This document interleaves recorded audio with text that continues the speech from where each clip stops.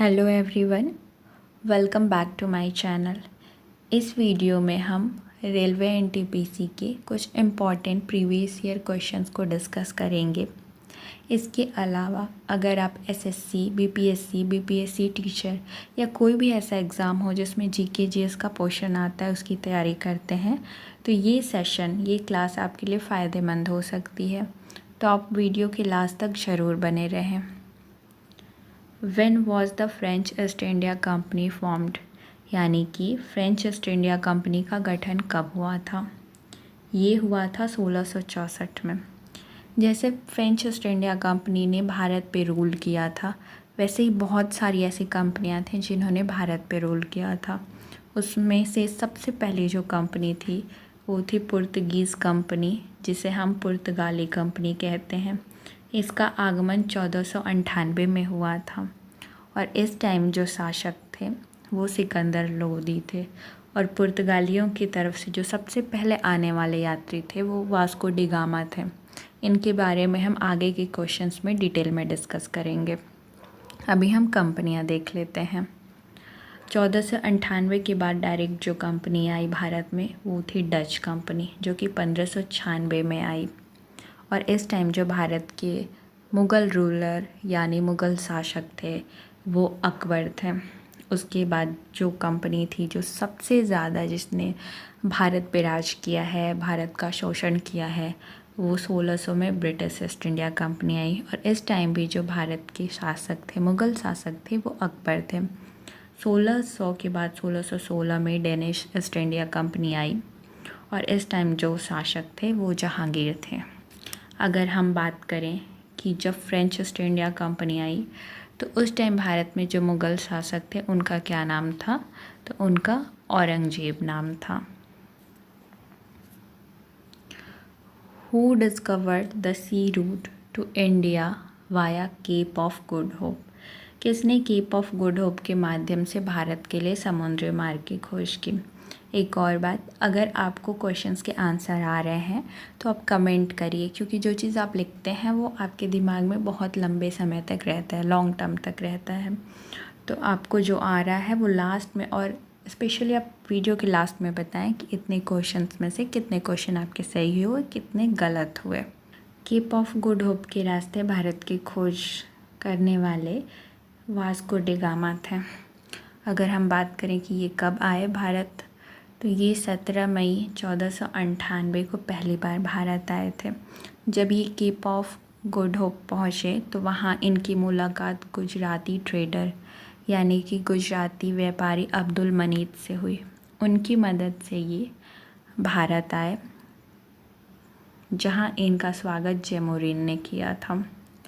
और जिस शिप से वास्को डी गामा आए थे, ये कई एग्ज़ाम में ये पूछा जा चुका है कि किस शिप से आए थे वास्को डी गामा। तो ये साओ गैब्रियल नाम की शिप थी, जहाज़ थी, जिससे वास्को डी गामा आए थे भारत।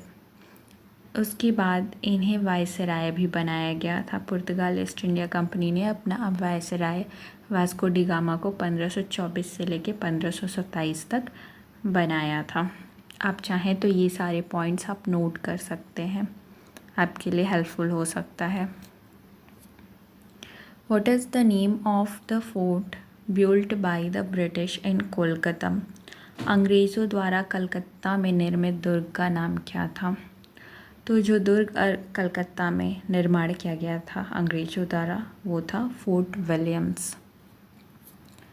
नेक्स्ट क्वेश्चन है, who started potato crop in India? Bharat में आलू की फसल किसने शुरू की थी?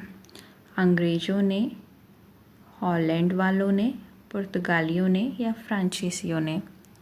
तो ये शुरुआत आपकी पुर्तगालियों ने की थी। सिर्फ आलू ही नहीं, और भी बहुत सारी देन है पुर्तगालियों की भारत में, जैसे कि टोबैको यानी तंबाकू। सबसे पहले जो तंबाकू लेके आए थे भारत में वो पुर्तगाली थे। आलू आपने पढ़ा, आलू लेके आए थे। मिर्च जो था वो भी सबसे पहले पुर्तगाली लेके आए थे। शिप मैन्युफैक्चरिंग यानी जहाज निर्माण का कार्य भी पुर्तगालियों ने शुरू किया था भारत में। उसके बाद बात करें तो प्रिंटिंग प्रेस, पहला जो प्रिंटिंग प्रेस था वो गोवा में लगवाया गया पुर्तगालियों के द्वारा। तो भारत में बहुत सारी ऐसी चीज़ें शुरू की गई थी पुर्तगीज़ यानी पुर्तगालियों के द्वारा। Which governor general welcomed Ranjit Singh with great respect in Ropar. किस गवर्नर जनरल ने रोपड़ में रंजीत सिंह का बड़े सम्मान के साथ स्वागत किया था?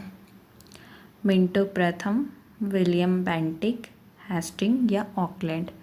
तो ये थे आपके विलियम बेंटिक, जिन्होंने बड़े ही सम्मान के साथ रंजीत सिंह का रोपड़ में स्वागत किया था। Which was the birth place of Guru Nanak. Guru Nanak का जन्म स्थान कौन सा था? गुरदासपुर, अमृतसर, लाहौर, तलवंडी। तो गुरु नानक जी का जो जन्म स्थल था वो था तलवंडी। ये है आपका करेक्ट आंसर।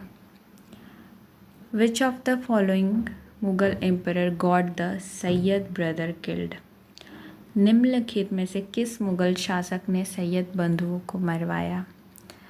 अगर हम सैयद बंधुओं की बात करें तो इन्हें किंग मेकर कहा जाता था, क्योंकि ये जब चाहते थे तो शासक यानी राजा बनाते थे, जब चाहते थे उसको मार देते थे, फिर किसी और को बनाते थे, फिर जब इनका मन हट जाता तो फिर उनको मार देते थे।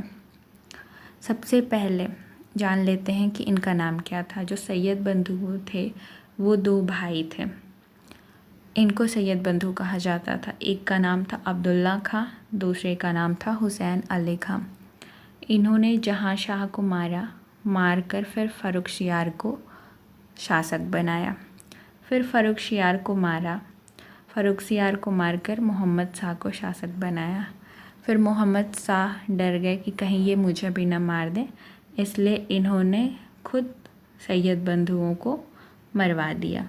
तो इसका जो करेक्ट आंसर है वो है मोहम्मद शाह। इन्होंने ही सैयद बंधुओं को मरवाया था। Who was the founder of प्रार्थना समाज। प्रार्थना समाज का संस्थापक कौन था? रामकृष्ण परमहंस, स्वामी विवेकानंद, आत्माराम पांडुरंग, दयानंद सरस्वती। तो आपका करेक्ट आंसर है आत्माराम पांडुरंग। आप इसको ऐसे याद कर सकते हैं कि हम जब प्रार्थना करते हैं वो तो हम अपनी आत्मा से प्रार्थना करते हैं, तो ये चीज़ आपको कभी नहीं भूलेगा। प्रार्थना समाज प्रार्थना कैसे करते हैं? आत्मा से करते हैं। प्रार्थना कैसे करते हैं? आत्मा से करते हैं। तो आत्माराम पांडुरंग प्रार्थना समाज। Whose main effort among the following led to the abolition of sati। यानी कि निम्नलिखित में से किसके प्रयास से सती प्रथा का उन्मूलन हुआ था? ब्रिटिश वायसराय, राजा राम मोहन राय, धर्म प्रचारक या महर्षि कर्वे। तो ये थे आपके राजा राम मोहन राय, जिनके प्रयासों से सती प्रथा का उन्मूलन हुआ था। अगर हम बात करें तो राजा राम की हेल्प लॉर्ड विलियम बेंटिक ने की थी सती प्रथा के उन्मूलन में। इसके साथ ही और भी बहुत सी चीज़ें थी जिसमें इन्होंने हेल्प की थी, जैसे पॉलीगैमी में, चाइल्ड मैरिज को ख़त्म करने में या फीमेल इन्फेंटिसाइड को ख़त्म करने में। लॉर्ड विलियम बेंटिक ने राजा राम मोहन राय को सती, बहु विवाह मतलब एक से ज़्यादा शादी, बाल विवाह, कन्या भ्रूण हत्या जैसी कड़े प्रचलित सामाजिक बुराइयों को दबाने में मदद की थी। यानी लॉर्ड विलियम बेंटिक का काफ़ी अच्छा रोल था।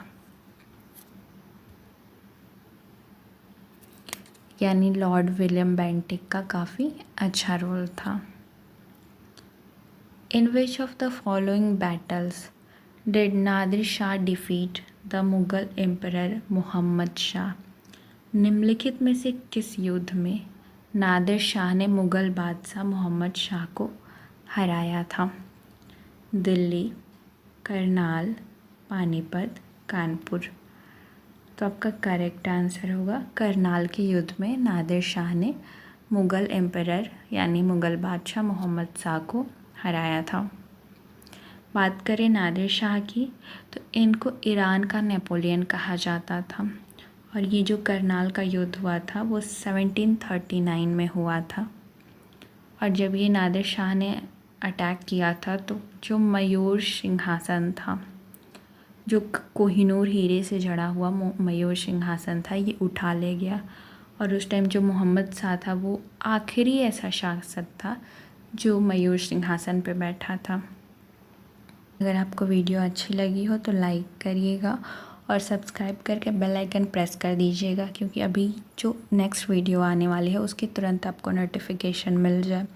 अगर आपको पढ़ाने का तरीका अच्छा लगा हो तो आप उसको बोल सकते हैं। अगर इसमें कुछ आपको करेक्शन चाहिए कि आपको कुछ इस तरीके से, तो आप सजेशन दे सकते हैं। Thank you.